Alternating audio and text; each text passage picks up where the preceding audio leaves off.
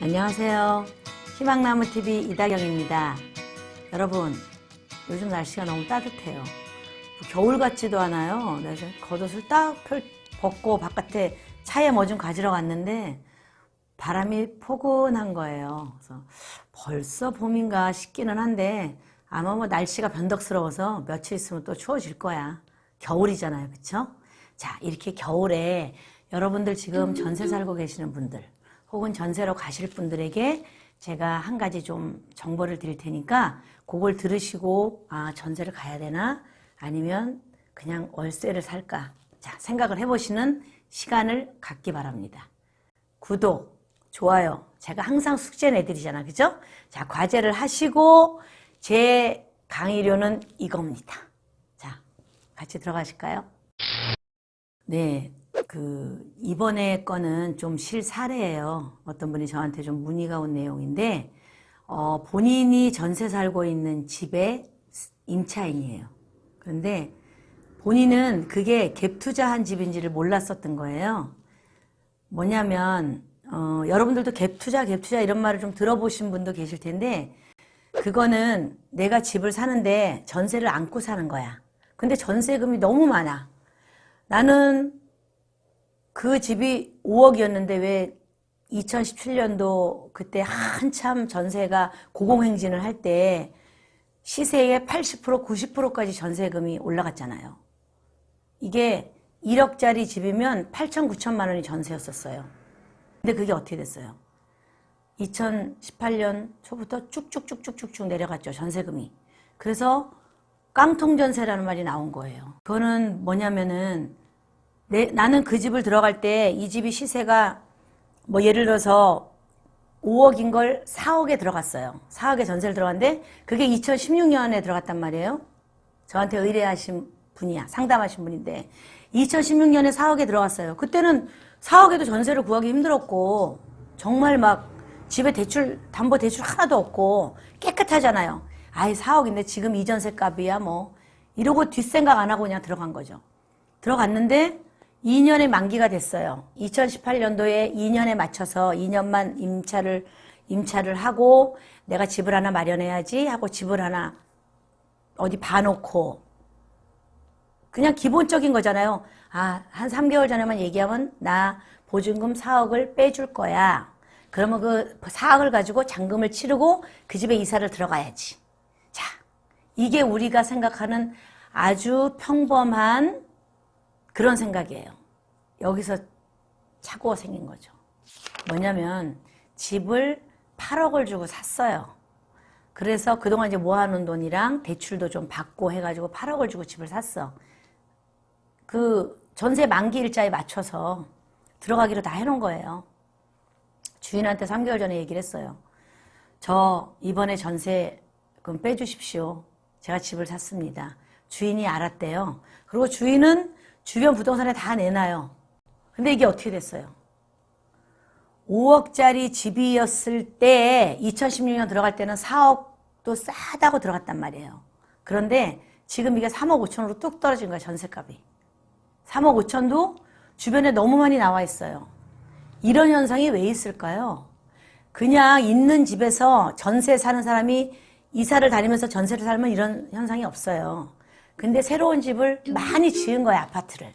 그래서 그 주변에 새로 아파트에 입주하는 사람들이 많이 생긴 거예요. 그러면 내가 전세 안 살고 그냥 그 돈 가지고 주변에 아파트 분양받아서 입주해서 들어가는 거예요. 그 전세 살던 그 동네 사람들이 다. 거의 다. 그러면 어떻게 돼요? 다시 전세 들어올 사람이 없잖아요. 그런데 주인이 이 집을 5억에 살 때 내가 5억을 4억을 백으로 가지고 있어야 되는 거죠. 왜냐면 임차인이 저 이사 갑니다 라고 통보를 했을 때 4억을 줄 만한 돈이 있어야 되니까. 그런데 갭 투자를 하신 분은 1억만 가지고 갭 투자를 하는 거예요. 딱 1억. 그래서 1억을 가지고 5억짜리 집을 삽니다. 전세 4억을 끼고 그 다음에 4억을 달라는데 4억 줄 돈이 없는 거예요. 이게 깡통 전세야. 그러면 여러분들은 어떻게 하셔야 돼요? 저한테 상담을 하신 분은 그 날짜에 그 집을 들어가야 돼요. 들어가야 되는데 4억이 있어야 들어가 잔금을 치르고 안 그러면 계약금 중도금을 다 날리게 생긴 거야. 이게 4억이 뭐 400만 원만 돼도 쉽게 구하겠죠. 4천만 원만 돼도 어떻게 구하겠어. 4억은 큰 돈이잖아요. 8억이란 집의 절반인데. 그래서 이분이 정말 이제 일도 못하고 온 사방팔방 다 다니는 거예요. 누가 전세 들어와야 내가 그 전세 보증금을 빼가니까. 그런데 주인도 그 다음부터는 연락 두절, 전화도 안 받아요.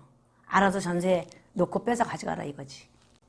자, 지금 전세를 살고 계시는 분은 혹시 우리가 내 집이 그러지 않은가 한번 생각을 해보시고, 시세 대비 지금은 전세가가 한 70%까지 다운이 됐어요. 예를 들어서 5억짜리 집이면 3억 5천 내지는 3억 2천, 급하게 전세 내놓는 분은 60%까지도 전세를 내놓는다고. 그러는 상황이니까 내가 시세보다 너무 비싸게 살고 있지는 않은지 그런 걸 좀 생각하셔야 되고, 물론 1차적으로는 돈을 빼가야 되지만 이 돈을 당장 빼갈 수가 없어요. 그럴 경우에는 경매까지도 생각을 하셔야 되거든요. 강제 경매로 넣는 것까지도. 그런데 그 강제 경매를 넣으면 그 돈이 나한테 돌아오기까지는 한 10개월에서 1년 정도가 걸려요. 여러분, 강제 경매 내가 잠깐 설명을 드리자면, 여러분들이 전세로 넣은 채권, 돈에 관한 거는 강제 경매로 신청이 들어가요. 은행에서 담보 물건을 잡고 근저당 설정한 건 임의 경매로 접수가 되거든요. 그러니까 여러분들이 전세 사시는 분들은 강제 경매로 넣으실 수가 있는데, 이 강제 경매를 넣으면 그로부터 1년은 잡으셔야 돼요. 왜냐면 그냥 처음부터 전세권 설정을 해놓으신 분은 괜찮아.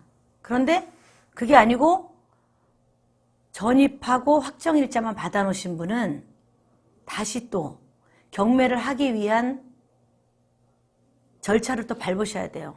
소송을 진행을 하셔서. 그러면 1년 6개월은 걸리시죠. 그래서 지금 만약에 내가 이사했어. 2년 후가 만기예요. 지금 이사한 지가 6개월이 안 됐어. 그러면 이런 걸 다 알아보셔야 돼요. 이 집이 갭 투자한 집인지, 주인이 돌려줄 돈이 있는지, 없다면 지금 전세권 등기부터 해놓으세요. 그냥 받을 권리는 있어요. 주민센터에 전입신고하고 확정일자 받았어. 돈 받을 권리는 있어요. 근데 이 집이 전세가 안 나는데 어디서 돈을 받냐고. 그리고 5억짜리 집이야. 지금 팔라고 내놓으면 얼마로 떨어졌겠어요? 4억 받기도 힘들어요. 또 하나는 내가 경매로 넣었어. 강제 경매. 경매로 오면 과연 4억을 내가 다 취득할 수 있을까요? 경매 비용 빼야지, 뭐 빼야지, 1년 이상 또 내가 이자 물어야 되는 돈 있지. 마이너스에 마이너스. 지금 하나하나 살펴보세요. 이 집이 갭 투자인가? 주인이 돈은 있나? 내가 얼마 후에 이사를 갈 건데, 뭐 한 6년, 8년 더 살 거면 상관이 없어요. 얼마 후에 이사를 갈 건데 그때 내가 돈을 손에 줄 수가 있을까? 만에 하나 그러지 않은 집이라면, 이게 갭 투자된 집이라면 여러분은 지금 전세권 등기 설정을 해놓으셔야 돼요. 등기부등본에. 그거는 제가 따로 또 어떻게 하는 방법을 설명드릴 거예요. 요 다음 편에서. 자, 여러분, 새해부터 제가 돈 띄면 어떻게 이런 걱정을 드린 것 같은데 그게 아닙니다. 여러분, 징검다리도 두드려보고 건너야 돼요. 그죠? 안 그러면 물에 퐁당 빠지잖아. 이 추울 때 물에 빠지면 어떻게 돼요? 감기 걸리지. 몸살 나지. 그래서 제가 여러분에게 대비를 하시라고 이런 정보를 드리는 거거든요. 자, 전세 살고 계시는 분 등기부등본 떼보시고 주인이 어떤 분이신지 좀 대화도 나눠보시고 이사갈 언제쯤 이 집을 나가야 되겠다라면 그 전에 계획을 세우시고 그렇게 안전 또 한번 검토 그렇게 사십시오. 왜냐하면 내 가족이 편히 살아야 되기 때문에 그건 가장이나 아니면 아내분께서 철저하게 내 가족을 보호하는 마음으로 내 재산을 지켜야 되거든요. 전세 작은 돈이 아닙니다. 내 전 재산이잖아. 그렇죠? 그걸 꼭 지키시길 바라면서 제가 오늘은 깡통 전세가 어떤 건지에 대해서 좀 설명을 드렸습니다. 자, 궁금하신 거는 아시죠? 6월에 댓글 남기시고 연락처 남기시면 제가 개별적으로 상담해 드리겠습니다. 영상 끝까지 들어주셔서 감사드리고요. 새해에도 부자 되십시오. 건강하세요.